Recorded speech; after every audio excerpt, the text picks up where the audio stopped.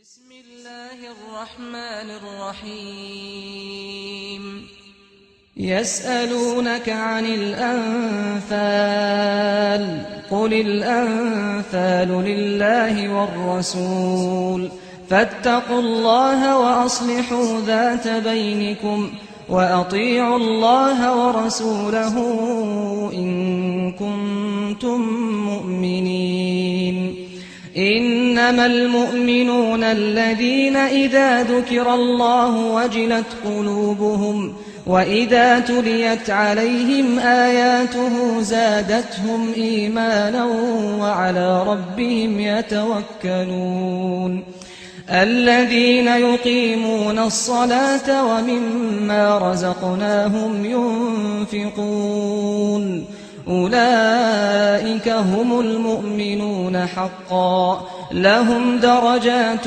عند ربهم ومغفرة ورزق كريم كما أخرجك ربك من بيتك بالحق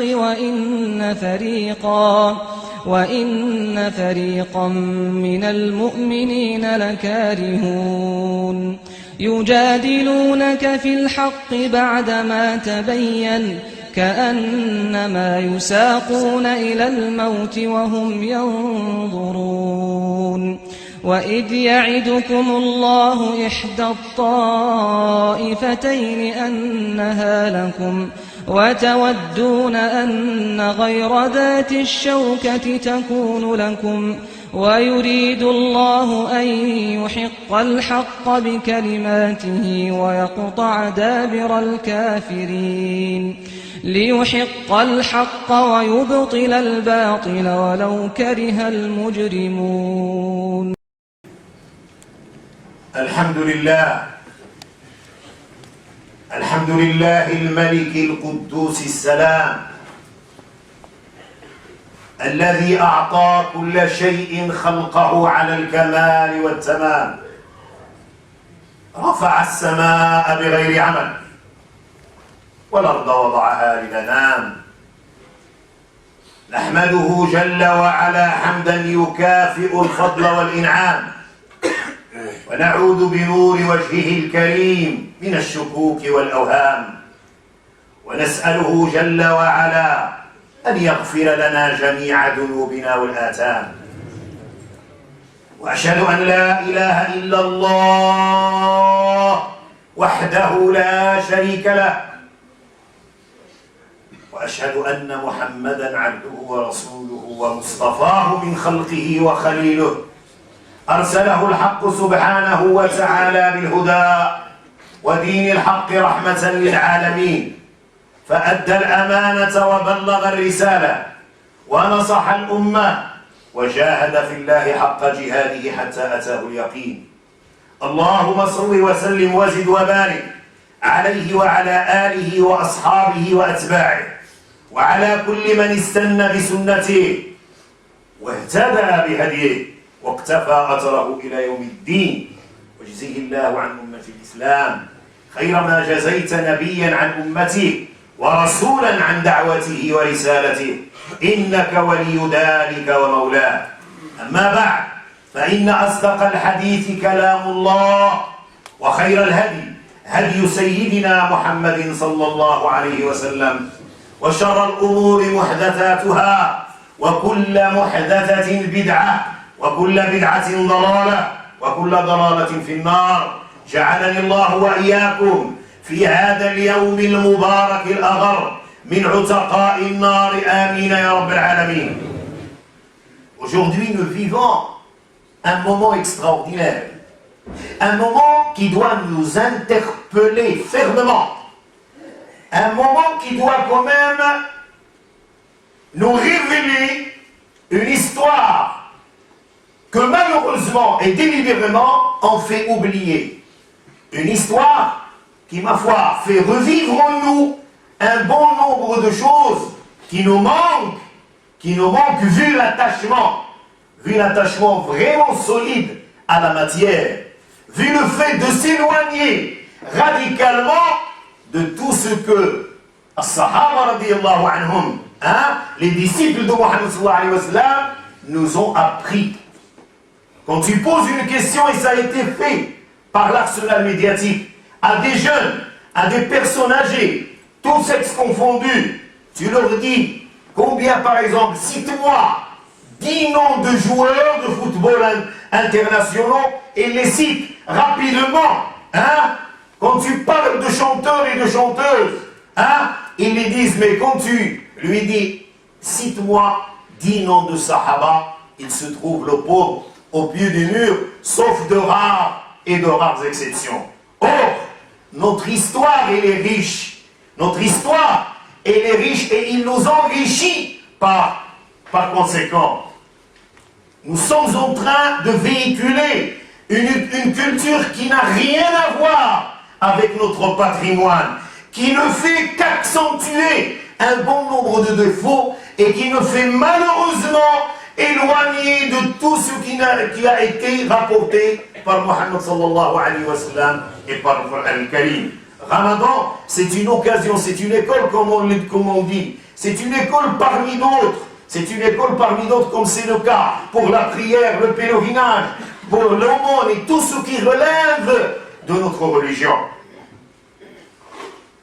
Le 17 Ramadan, l'année 2 de l'Hégire, ce fut la chose qu'il faudrait quand même saisir, qu'il faudrait quand même raconter à ses enfants dans le cadre de l'éducation islamique à laquelle nous appartenons. C'est Ghazwat Badr al-Kubra, la bataille de Badr, c'est-à-dire 2 ans après l'installation de l'État islamique par Mohammed sallallahu alayhi wa sallam à Médine, il y avait cette guerre qui n'a pas été préparée auparavant.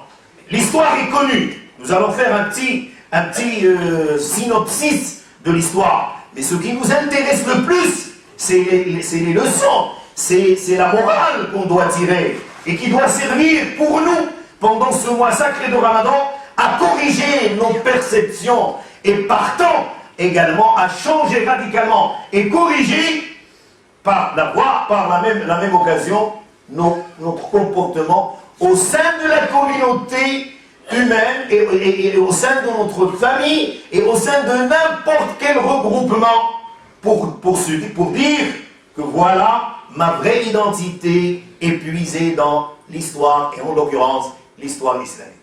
Qu'est-ce que donc la bataille de Badr?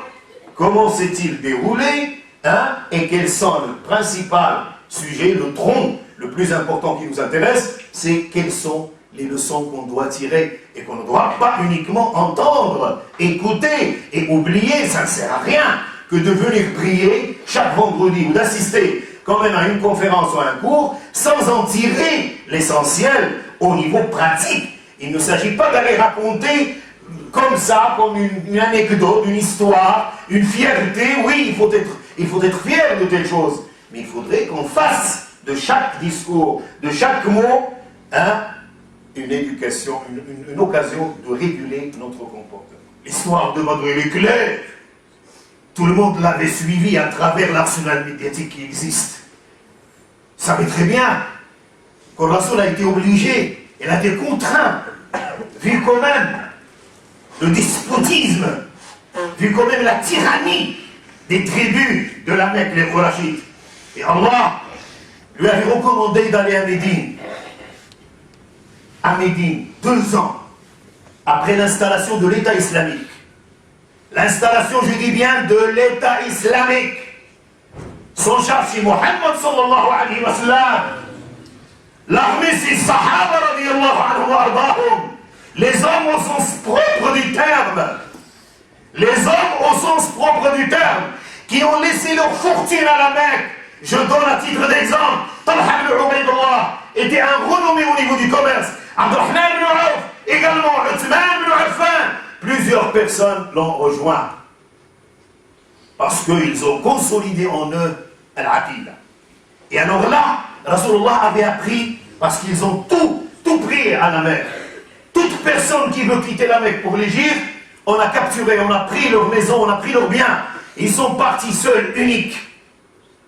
Sans le moindre sou. Ils savaient très bien que la période de l'État islamique en Médine, c'était la pénurie. C'était la pénurie totale, c'était la pauvreté. Mais les gens vivaient avec Mohammed sallallahu alayhi wa sallam, à côté de leur leader de Mohammed sallallahu alayhi wa sallam. Et quel leader sallallahu alayhi wa sallam? L'école, hein? L'école de la virilité au sens moral du terme. L'école où Mohammed avait forgé des chefs d'État qui n'étaient auparavant que des bergers et des gens qui gardaient le troupeau, tels que Omar al-Khattab, qui avaient forgé des fuqaha, ulama, comme Abdullah ibn Saoud, qui n'était que berger, qui avait forgé également Salim ibn Abi Hudayfa, qui n'était qu'esclave, alors que Rasul sallallahu alayhi wa sallam lui avait dit un jour, je suis fier d'avoir dans ma communauté quelqu'un qui te ressemble. Et c'est parmi les 4 personnes qui ont été conseillées par Mohammed pour l'apprentissage du Coran.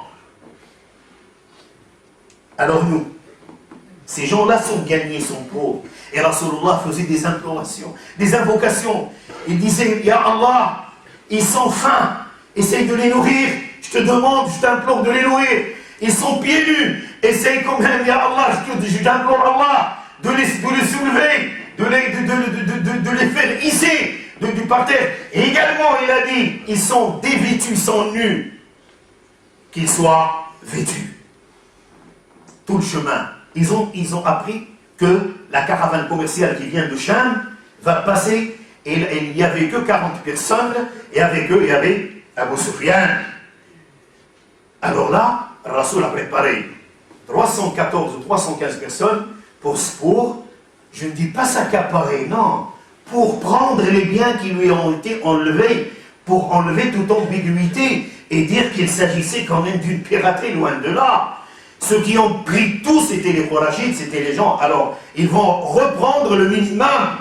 Mais Abu Sufyan, qui était si intelligent, il avait appris par ses propres moyens qu'un ensemble de sahaba, de compagnons, qui, ma foi, avaient 2 chevaux et quelques chamelles, ils marchaient à pied pour s'accaparer, bien entendu, pour prendre leurs biens, pour reprendre leurs biens.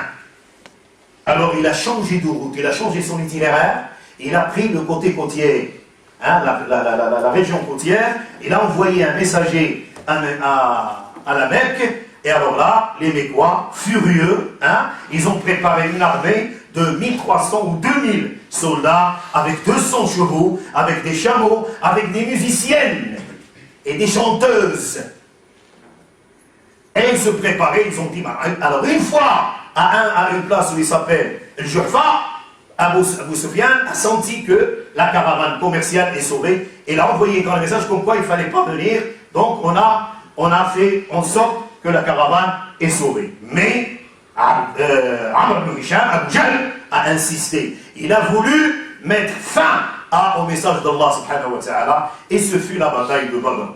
Ce fut la bataille de Badr que ces pauvres dévêtus et non chaussés, hein, ces 314 ou 15 personnes, hein, et avec un commandement militaire, dans le jugement de l'élection dit, il y a un jugement sur un rapport américain, comme quoi le meilleur des généraux militaires, c'est Mohammed sallallahu alayhi wa sallam. Et c'est dit par des gens qui sont contre l'islam.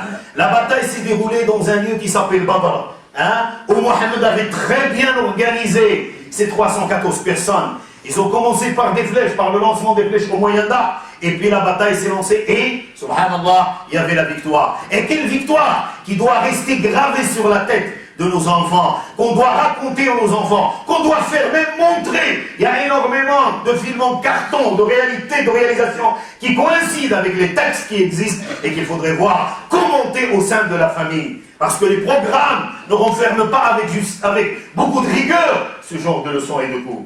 Pourquoi y a-t-il cette victoire? C'est parce que les gens, les compagnons jouissaient d'une solidité au niveau de leur foi, au niveau de leur iman, au niveau de l'aqida. C'était des gens qui, ma foi, malgré leur situation précaire, malgré leur pauvreté, malgré qu'ils sont des gens qui n'ont absolument rien, mais la foi a enrichi ces 314 personnes qui ont fait fuir une armée bien armée jusqu'au dents, une armée armée jusqu'au dents, et dont les soldats se sont éparpillés dans les vallées et à travers le désert. Et c'était la victoire que Allah subhanahu wa ta'ala avait décrit au niveau du Coran al-Karim avec tous les détails pour qu'il nous reste le plus grand document afin que nous puissions le divulguer auprès de nos enfants, auprès de la communauté humaine. Ces gens avaient premièrement la raison, ils avaient la foi. Il y avait également le sens de l'obéissance. L'obéissance à un seul chef.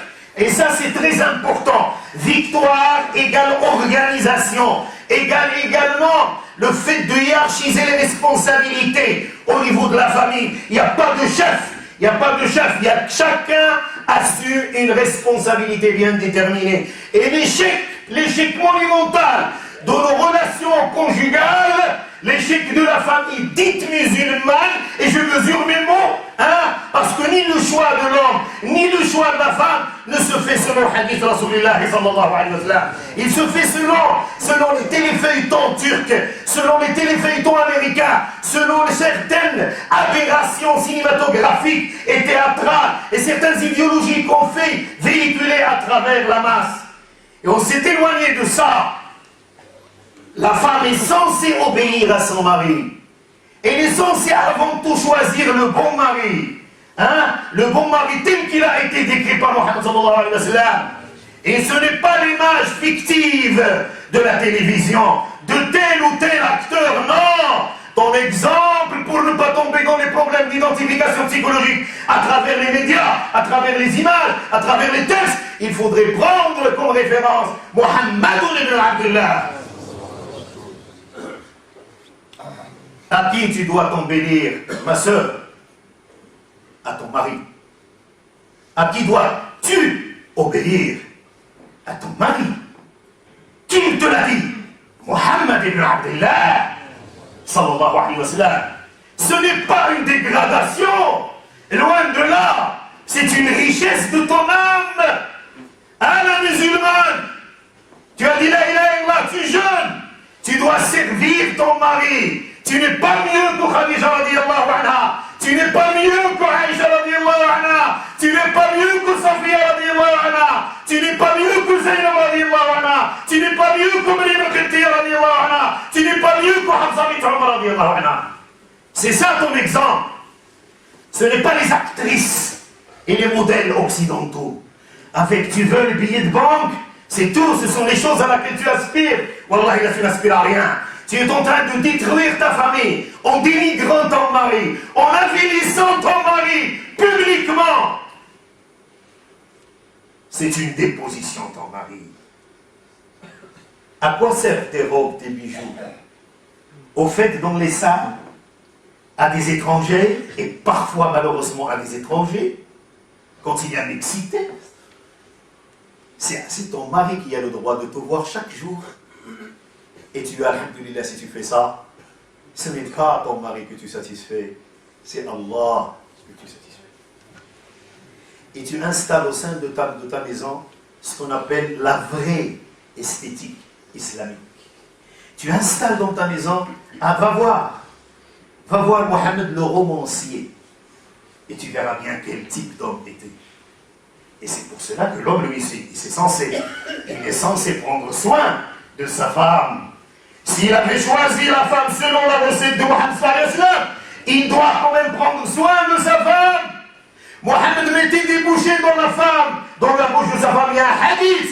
Et c'est de l'aumône quand tu fais ça. Il nous demande également d'échanger des cadeaux. Ce n'est pas une culture occidentale, ce n'est pas une culture américaine, ni turque, ni rien. C'est une culture de Mohammed sallallahu alayhi wa sallam. Il y a de cela 14 siècles qu'il avait transmis à Sahaba et à Tabi'in.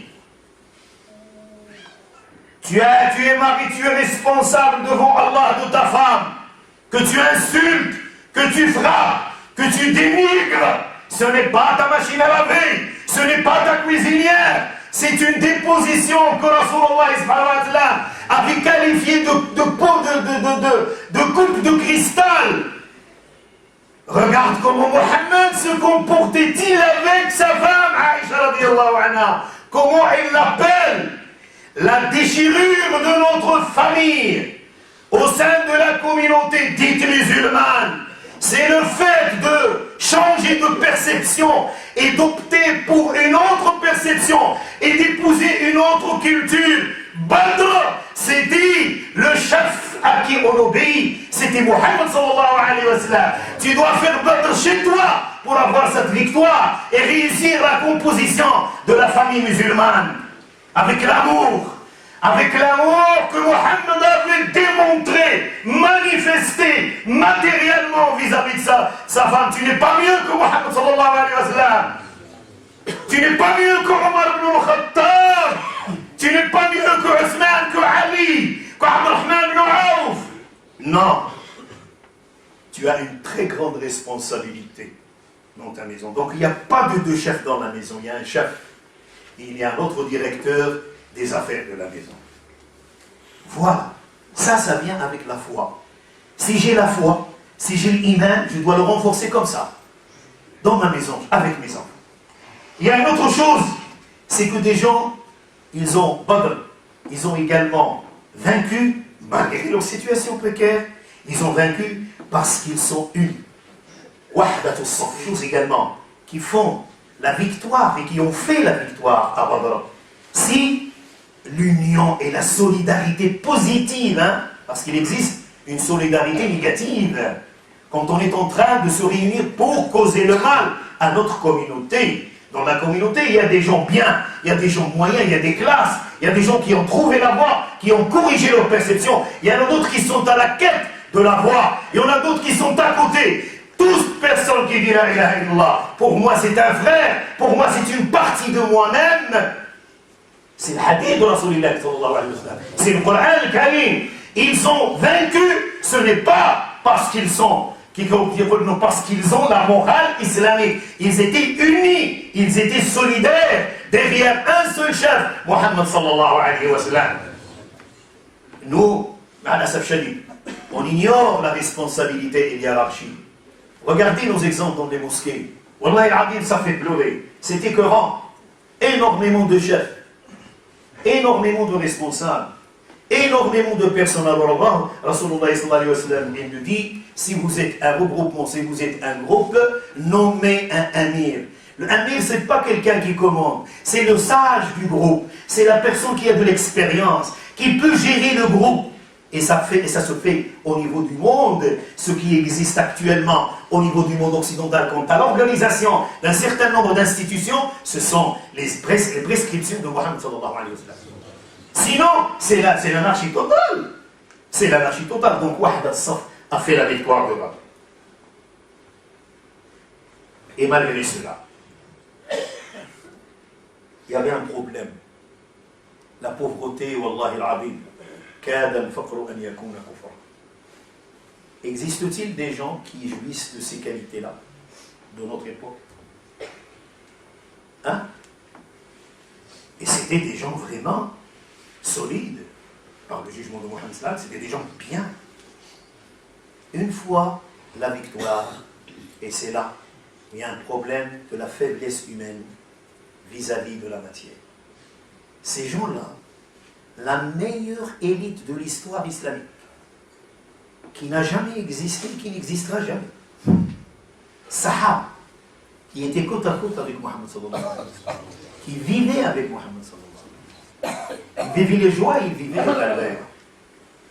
Le butin, al-Ghanaim, al-Anfal, a créé un problème entre Sahaba. Il y avait des chevaux, il y avait des cuirasses, il y avait des boucliers, il y avait des épées, il y avait des arcs. Les biens de l'époque, il y avait de l'argent, il y avait des chevaux, il y avait beaucoup de choses, il y avait du bétail. Et alors là, une fois la victoire, les gens, dépourvus de matériel, ils ont trouvé tout ça, et se disent, ça nous appartient. Il y a un groupe qui a commencé à ramasser le butin. Il n'y avait pas encore le verset qui, ma foi, et qui maintenant il est comme dans Surat Al-Anfal, qui, ma foi, vise le départage, comment départager le butin, al-Ghanaim. Et il y avait quand même trois. Le premier groupe dit que le butin nous appartient, parce que nous avons eu, c'est-à-dire la possibilité de ramasser tout ça. Il y en a d'autres qui disent, mais nous sommes les gens qui ont tué, qui étaient en pleine bataille. D'autres ont dit, nous étions en compagnie de Mohammed sallallahu alayhi wa sallam, à la surveillance de Mohammed sallallahu alayhi wa sallam. Ils savaient, et c'est pour cela qu'ils se posaient des questions devant le Rasul sallallahu alayhi wa sallam, et Allah avait ainsi fait descendre Surat Al-Anfal, la 8e Surah du Coran. يسألونك عن الأنفال قل الأنفال لله والرسول فاتقوا الله وأصلحوا ذات بينكم وأطيعوا الله ورسوله إن كنتم مؤمنين. Premier début, hein? Bismillahir Rahmanir Rahim. يسألونك عن الأنفال. Les gens se sont querellés à cause de ce butin-là. Que s'est-il passé? Alors là, Surah Al-Dalik nous apprend que le Rasul sallallahu alayhi wa sallam avait été enseigné comment faire pour départager le butin et les choses se sont revenues calmes. Donc pour être parmi les gens de l'au-delà du monde, de l'au-delà de l'Akhira, il faudrait assurer 5 choses qui ont été données par Allah. Surah Al-Anfal, c'est que tu dois avoir, c'est-à-dire, tu n'es croyant que si une fois, hein, dans une situation quelconque, tu as la présence d'Allah, je dirais l'omniprésence d'Allah, qui fait vibrer ton cœur et qui enlève, hein, ce cadenas, cette souillure sur ton cœur, et qui fait que à chaque fois que tu es en train d'accomplir quoi que ce soit, il y a la présence d'Allah. Je vous dis la ilaha illallah, et je régule ça. Si tu n'as pas peur de ça, si tu commets énormément de péchés, c'est que tu n'as pas présent Allah, c'est que tu es à la quête du bien de ce monde. Tu n'appartiens pas à ce groupe de Badr, loin de là, tu es très loin de ce groupe de Badr. Et la deuxième chose, c'est que continuez le Coran, hein? Lisez en arabe, Allah yakhalik. Apprenez l'arabe en lidati. C'est pas difficile. C'est un devoir et c'est une priorité d'apprendre pour lire au moins les sourates, les courtes sourates, pour les comprendre et les saisir. Parfois les traductions que vous êtes en train de lire, que ce soit en flamand ou en français, ça transgresse ma foi le sens, ça détruit parfois le sens. Ce n'est pas du Coran ce que vous lisez. Le Coran c'est l'arabe. Kitabun arabi. Faites ça et vous en êtes capable. Wallah, si vous toucrez Allah, dites que j'ai un problème. Ça, c'est le 3e point. C'est un problème. Il faut que je fasse de mon mieux. Il faut que je dépense le plus pour aller chercher à apprendre. Et il faut également que les institutions, les mosquées qui ont réussi à implanter sur ce monde plus de 200-300 mosquées, qu'ils pensent à mettre des écoles d'arabe pour le jeune. C'est une responsabilité que vous assumez et sur laquelle vous serez comptabilisés devant Allah subhanahu wa ta'ala. La mosquée n'est pas uniquement pour la prière. La mosquée, c'est une institution. C'est une institution sociale, économique et culturelle. Et nos enfants souffrent. Plusieurs jeunes me disent, où est-ce que je vais apprendre l'arabe? Ils cherchent un précepteur. Non, une école d'arabe basée sur le Coran. Parce que Dar al-Arqam, c'était l'école du Coran. Deuxièmement, il faut s'appuyer, après avoir eu cette richesse de cœur, il faut s'appuyer sur Allah à n'importe quelle épreuve. Manque de travail, manque de femme. Il y avait quelqu'un, Charleroi, Allah, qui m'a fait pleurer. Il m'avait dit, j'ai commencé à perdre espoir. J'ai fait beaucoup d'invocations pour avoir une épouse. Je n'arrive pas à l'avoir. Alors ouvrez ça. Ouvrez ça, c'est Mohammed sallallahu alayhi wa sallam. Et il faudrait quand même, si je trouve un jeune, je ne pense pas au papier, je pense à est-ce qu'il est de morale, est-ce qu'il est parmi les gens de l'Akhira. C'est ça pour les parents. Cherche, est-ce que ce mari est min ahl al-akhirah. Vous ne faites rien de ça, vous attendez et la fille reste. Il y a même des problèmes actuellement, hein, de manque de mariage. Et la fille arrive à 30 ans, 28 ans, et le jeune également. Et à quoi on laisse nos enfants et nos filles? Donc, tout problème, je dois m'appuyer sur Allah, en ayant la certitude que si j'implore Allah, j'aurai Inch'Allah ça, mais avec des moyens, je frappe sur les portes, je cherche, je pose des questions, et je dis bien que ce que je fais n'a rien à voir. C'est ce que va décider Allah, il va m'arriver. Et je m'appuie uniquement sur Allah. Deuxièmement, il faudrait également que cette école de prière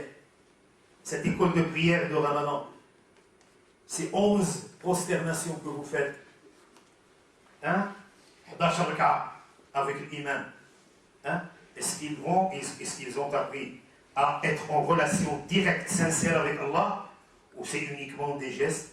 Est-ce que ça a corrigé votre perception de la prière, ou c'est devenu une tradition Et adieu le 29 ou le 30 Ramadan au Tarawih. Adieu Allah, je n'apprends pas à travers le Tarawih la prière de la nuit, la prière nocturne. Ne serait-ce que juge al-Qa'at avant le Fajr chez moi, en solitude. Parce qu'Allah, il est là. Hein? Et puis, tout ce que Allah t'a donné de bien, savoir, argent, tu dois également faire bénéficier tes frères musulmans dans des œuvres qui sont multiples. Et alors là, ces 5 choses, la crainte d'Allah, le fait de faire du livre coranique, c'est-à-dire son guide qui fortifie ma foi, le fait de s'appuyer dans n'importe à propos de n'importe quelle épreuve sur Allah et de faire en sorte que je dois agir et que je dois compter exclusivement sur Allah, le fait également de s'acquitter de ses prières, de faire de la prière sa priorité. Attention, si tu ne fais pas de la prière ta priorité, tu es min ahl al-dunya, tu n'es pas min ahl al-akhirah. La prière, c'est ma priorité. Pourquoi? C'est le rendez-vous avec Allah subhanahu wa ta'ala, pendant la nuit et pendant les 5 parties du jour. Également, tout ce que je possède, le minimum que je peux, soit un savoir, argent, bien, conseil, da'wah, je dois également le livrer puis sabilillah. ربنا لا تؤاخذنا إن نسينا ربنا ولا تحملنا إن أتاك ربنا ولا تحملنا ما لا طاقة لنا به واعف عنا واغفر لنا وارحمنا أنت مولانا فانصرنا على القوم الكافرين. اللهم لك الحمد حتى ترضى ولك الحمد إذا رضيت ولك الحمد مولاي بعد الرضا عدد خلقك ورضا نفسك وزينة عرشك ومداد كلماتك. إلهنا وربنا ورب العالمين، ها نحن في يوم كان فيه المؤمنون على قلب رجل واحد. ها نحن نتحدث في بيتك على غزوة من أعلى مدارس الأمة الإسلامية، غزوة بدر. ها نحن يا أرحم الراحمين جلسنا لوقت طويل في هذا الشهر المبارك، ونعلم يا مولانا ويا ربنا ويا خالقنا ويا من بيدك ناصيتنا أنك تعلم خافية الأعين وما في الصدور، ونعلم يا ذا الجلال والإكرام أنك غفور رحيم، ونعلم ونشهد يا أرحم الراحمين بأنك على كل شيء قدير. اللهم إنا نسألك بكل أسمائك وصفاتك مجتمعين في بيتك محاطون بملائكتك والصالحين من صفوة خلقك، نسألك بنور وجهك الكريم الذي أشرقت له الظلمات واستقام عليه أمر الدنيا والآخرة، أن لا تدع في مقامنا هذا هما إلا فرجته ولا مريضا إلا شفيته. اللهم اشف مرضى المسلمين في بقاع العالم نساء ورجالا شفاء لا يغادر سقما ولا دينا إلا قضيته. اللهم اقض ديون المسلمين، اللهم خفف عنا ديون الدنيا والآخرة، إنك ولي ذلك ومولاه. ولا عفيفا يريد الزواج إلا زوجته، ولا عقيما يريد الخلفة إلا رزقته، إنك ولي ذلك ومولاه. اللهم بجودك وكرمك وفضلك اجعل يا أرحم الراحمين جمعنا هذا مباركا، اللهم اجعله مباركا ومن الذنوب معصوما. اللهم لا تحرمنا رضاك، اللهم لا تحرمنا رضاك. أمرتنا فعصينا، أمرتنا فعصينا، أمرتنا فعصينا، ونهيتنا فارتكبنا. عظمت ذنوبنا يا الله، كثرت خطايانا يا الله، كثرت معصيتنا يا الله، بعدت الشق بيننا وبينك يا الله، لكن رحمتك أوسع من كل شيء، رحمتك أوسع من كل شيء. يا غني يا حميد يا جليل يا عظيم يا سلام يا قدوس يا مهيمن، نسألك بكل أسمائك أن تجعل هذه الساعة ساعة إجابة. اللهم أغثنا، اللهم أغثنا، اللهم ارحمنا، اللهم ارزقنا، اللهم اشفينا، اللهم عافينا، اللهم اقبل صلاتنا وصيامنا وقيامنا وصدقاتنا أوقاتنا إنك ولي ذلك ومولاه. اللهم بلغنا ليلة القدر، اللهم بلغنا ليلة القدر واجعلنا نقومها على الوجه الذي يرضيك. واغفر لنا ذنوبنا. ربنا اعتق رقابنا من النار، ربنا اعتق رقابنا من النار، ربنا اعتق رقابنا من النار، وما ذلك عليك يا رب بعزيز. اللهم احفظنا في أزواجنا، واحفظنا في زوجاتنا، واحفظنا في بناتنا، واحفظ بناتنا في دينهم، واسترهم يا أرحم الراحمين من العري، واسترهم من الزنا والفسق، واسترهم من الفحش والمنكر، وقل لهم ولا تكن عليهم. احفظ شباب الأمة، اللهم زكي شباب الأمة، اللهم قوي شباب الأمة، اللهم اهدي شباب الأمة، اللهم ارزقهم طاعتك، حبك وحب رسولك، اللهم ارزقهم بر الوالدين، اللهم يسر أمورهم